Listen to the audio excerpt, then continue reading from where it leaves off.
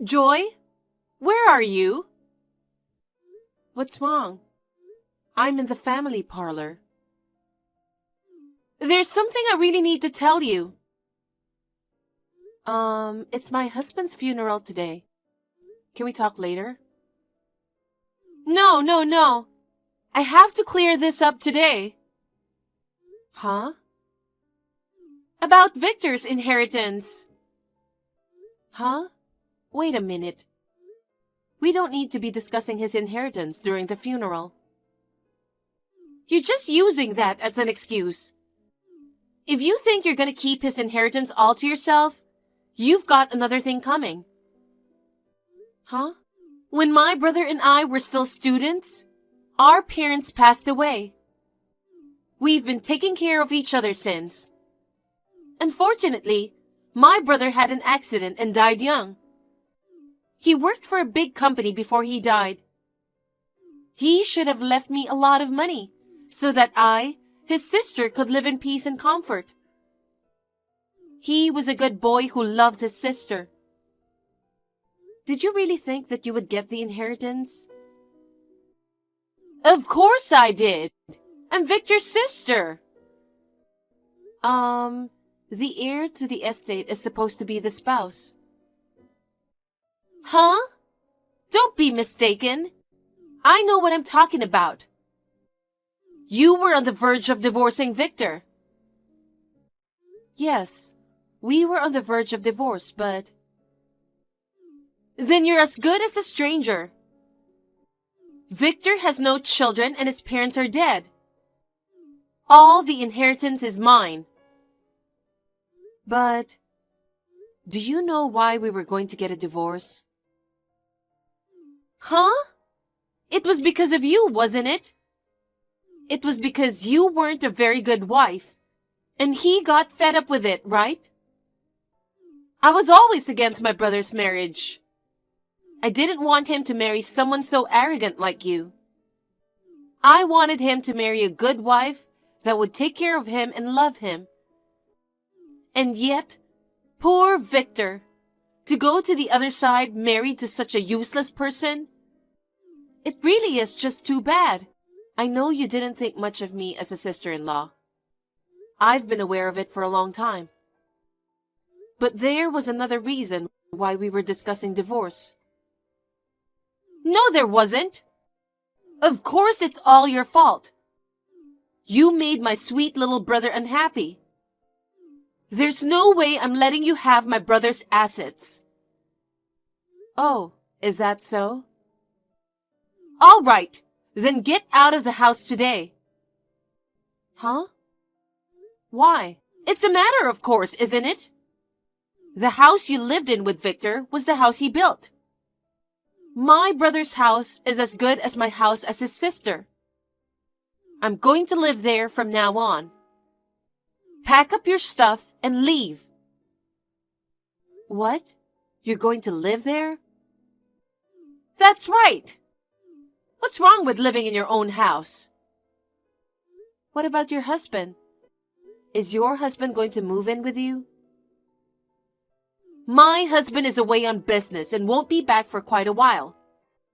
That's why he couldn't attend the funeral today. Oh, really? Anyway, the apartment I'm living in is small and old. It's far from the city and very inconvenient. But your place is still new and clean, right? Huh? Actually, I've always wanted to live in that house. I'm so lucky to get it as an inheritance for free. You sound pretty happy, considering your brother just died. That's rude. How can I be happy? He was my only living relative. But there's no point in dwelling on it forever. I'm his sister and I'm going to live in the house he built for me. I'm sure he'll be happy in heaven. Well, you can't live in my house. What? What are you talking about? You were on the verge of divorce. You didn't plan to continue living in that house, even after Victor passed away, did you? Even if Victor were still alive, you were planning to move out sooner or later, right? Well, sure, that's true. Then there's nothing wrong with me living there, is there? Joy, you should pack up your stuff and leave as soon as the funeral is over. Oh, but please leave behind anything of value. You're not getting anything bought with Victor's money. Huh? Well, the end of this month is the last day anyway. I don't mind leaving. Huh? Last day? I'll talk to the real estate agent. But you'll have to vacate the house by the end of this month too. I'm sure it'll give you enough time to soak in a few memories of Victor. Well then, I'm busy, so I'll leave you now. Huh? What do you mean by the end of this month? Well, that's okay. Either way, I'm getting Victor's house. I'll have to get ready to move in as soon as the funeral's over. Joy! Thank you for moving out of the house so quickly. I love the spaciousness of a house. Hey, what do you think you're doing? You just come bursting into my house late at night, forcibly kicking me out? What's wrong with you? What? It's your fault for breaking your promise. I told you to leave right after the funeral. That's something you just can't do right away. The funeral just ended. There's still many things to do. If you make too much noise, you'll disturb the neighbors. I'll stay at the business hotel tonight. Why don't you just move in somewhere else? This will be my home. As I said before, I can't live in that house for a long time. Yes, you're just saying whatever. You're trying to get rid of me, but it's not going to happen. No, what I'm saying is... Okay, listen to me. You have nothing to do with me or Victor anymore. You're an eyesore just by being near me. I want you to quickly pack up your things and get out of my sight. I understand. I'll be staying at my parents' house for now. Joy! What in the world is going on? Answer the phone! Sorry, I was on the bus. Hey, I'm in trouble! What is it? A real estate agent just came to the house, and he wants me to vacate as soon as possible. He said if I don't leave, he'll sue me for squatting. Oh, by the way, today is the end of the month. Don't tell me you're still staying at that house. Well, I told you, didn't I? The end of this month is the day I have to move out. I told you to vacate the house by the end of this month. But I never knew that this house was in your name. And I can't believe it had already been sold. Oh, I knew Victor didn't tell you that much. Maybe he was going to tell you after everything was done. Hey, what in the world is going on? I haven't been told anything. This house didn't belong to Victor? After Victor passed away, I thought I could get rid of you and live here. Too bad. You're the one who's leaving. Huh? You heard that Victor and I were just about to get divorced. What's that about? I don't think it has anything to do with the name. Actually, it does. The reason I wanted a divorce is because Victor cheated on me. Huh? Victor cheated on you? You're lying. Victor wasn't the kind of guy that would cheat on his wife. I'm sorry, but it's true. So I was going to ask for compensation for the affair. But he said he couldn't pay because he didn't have any money. Oh no! Victor worked for a big company and must have had a good amount of savings. Yes, he used to have a good amount of savings. But because he spent so much on his lover, his savings was almost gone. Gone? That's right. His girlfriend kept asking him to buy her brand name bags and accessories. He even lied to me about going on a business trip and went on an overseas trip with her. Up to about a year ago, we had around $300,000 in savings, but now it's less than $1,000. 300,000 went to 1,000? By the way, it wasn't just his money. It was also money that he went ahead and took out of our joint account. In other words, he took money that he shouldn't have without my permission. To be honest, I would want the money back. But I can't get back what isn't there. Besides, I had an overwhelming desire not to be involved with him in any way after the divorce. As a result of our discussion, Victor gave me the house and car as compensation for the money he used. He also agreed to give me all of the furniture and electrical appliances. At that time, I changed the name of the house and sold the whole house to a real estate agent. What a thing to do! The house hasn't been built that long ago. It was great. I was able to sell it for more than I expected. That's terrible! This house is practically a memento of my younger brother. How could you sell it off without a second thought? Don't you have any humanity? Of course, I didn't want to let it go either. But Victor didn't have any money to pay the compensation, so there wasn't much we could do. In the first place, it would have been better if he had not cheated on me. Then he wouldn't have gone broke, blowing all his money on his lover. And he wouldn't have had to give up his house, car, furniture, and appliances as compensation. Okay, fine. I get it. So the woman with whom Victor was having an affair with is the reason for all this. I can't believe she made my precious little brother give her so much money. Who in the world is she? I'm not going to be satisfied until I give her a little piece of my mind. How dare you? What? It was last year, wasn't it? Even though Victor was married, you said you knew a really cute girl. And you introduced someone from your college, right? That's how they started the relationship. Oh my God, no! In other words, you're the one that made Victor cheat on me. I didn't mean to. I just wanted you to be a better wife to my brother. I just thought if I brought around a young pretty girl, you'd feel a little pressure and realize that you need to be a better wife. No, you were just trying to give me a hard time, weren't you? No, really, I wasn't. And I didn't expect Victor to be serious about her. Well, getting serious about another woman when you already have a wife is a problem.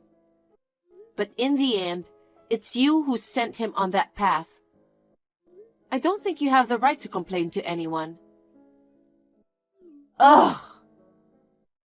On top of that, you seem to have some misunderstanding about inheritance.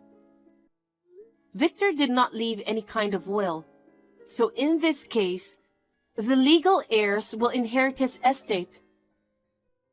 I know that. That's why I'm saying that I, his sister, have a right to it.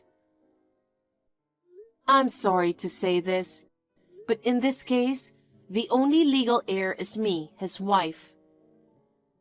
Huh? Why? I'm his biological sister. If Victor didn't have a spouse, you would have been entitled to inherit. We weren't divorced yet, and we were still a married couple. Oh, come on now. You're telling me that a complete stranger can get the inheritance? But I, a blood relative, gets nothing? That's so unfair. I can't accept that. It doesn't matter anyway.